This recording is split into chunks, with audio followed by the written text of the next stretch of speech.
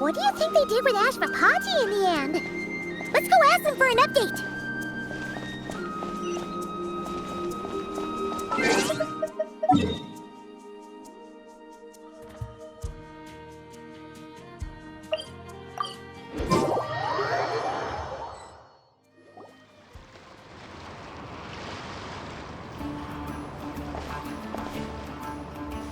Great! Everyone's in one place! Now that we are on the other side of this incident, I suggest we put any remaining questions to rest here and now. The Voynich Guild won't be responsible for any disputes remaining after this meeting. Understood. Well, there's been no serious harm to me or any of my compatriots. And with the arms dealing operation closed down, I've achieved my strategic objective. I'm happy to let the Fontaine authorities process the culprits from here on. I appreciate your flexibility. I'll need all of them in my custody to proceed with the case files. As for you...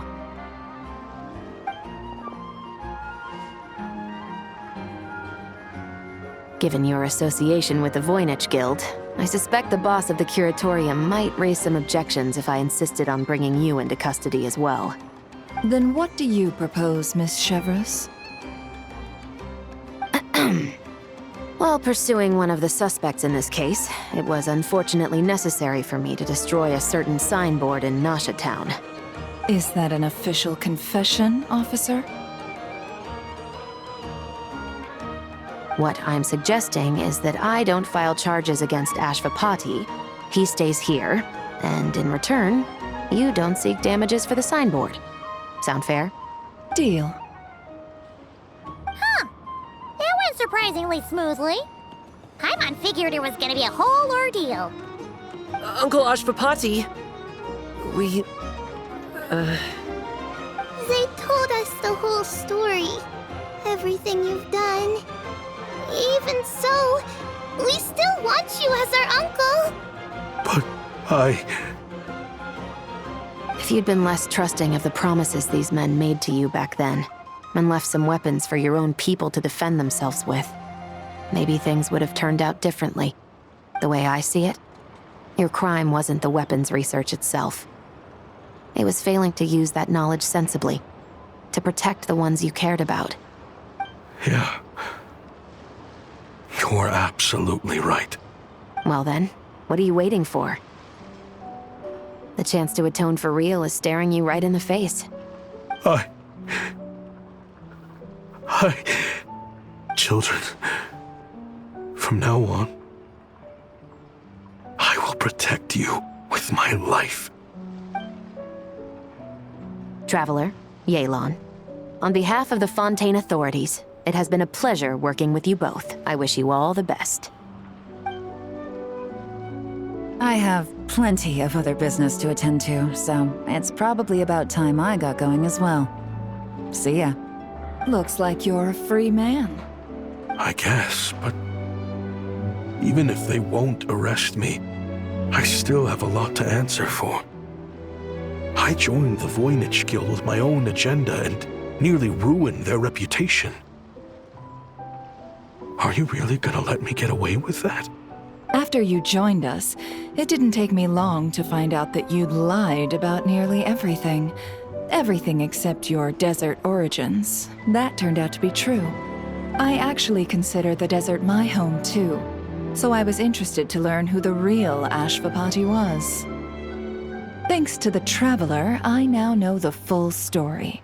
And my, what a story it is. Granted, the final chapter caused us a fair amount of trouble. But hey, sometimes that's the price you pay for a good ending. Are you serious? I mean, obviously I can't let you stay in the guild. Not after all the rules you broke. I completely understand. I'd recommend that you take these kids back to the desert. Why? The desert has been plagued by seemingly endless conflict since as far back as I can remember. But your story offers a glimpse of a different way of life. Maybe there really is hope for peace in the desert. The Sumeru of today is a different world than what it once was. With Lesser Lord Kusanali at the helm, who knows where the possibilities end? Maybe you could rebuild the home these kids once knew. I'm flattered, really.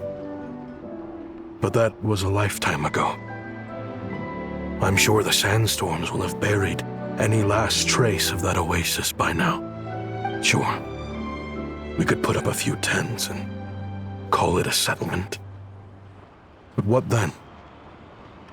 It would be a brutally harsh existence. There's no way around it. Where there's Mora, there's always a way. Hello, my dear customer. Why don't you discuss your needs with me? If you can dream it, you can buy it. So Mora is the answer, huh? All right. Say I wanted to buy a hometown for these children. You telling me I can buy that from you? Don't take her so literally. She's just doing her sales pitch. Sure can. Huh? Ta-da! I present to you one magical gemstone created by none other than the renowned mage Alice herself. Simply plant it in the ground and a spring will instantly start growing. Before long, you'll have yourself a fully fledged oasis. And the best part is, it's designed to work flawlessly, even in the most arid and sandiest of deserts. What the? Huh. Looks genuine to me. Goodness. They always say you can find everything at the Not Cry Trade Expo. Turns out it's more than just marketing hyperbole. Still, surely a treasure like this must cost the world. As much as I'd love to buy it, I don't think I'm the kind of clientele you're looking for. Actually, this could be your lucky day. The mage who tasked me with selling this insisted on setting the price herself, and she priced it as whatever keeps the kids happy. Needless to say, I could have found far more lucrative options. But alas, none of them would be worth breaking a promise to a mage over. Whatever keeps the kids happy? So what is that in Mora? Good question. I got it! How about I charge you whatever you three kids earned at the expo? Then you can say you bought back your hometown through nothing but your own hard work. I think that would keep the kids very happy indeed. Wouldn't you agree? Deal! Hooray!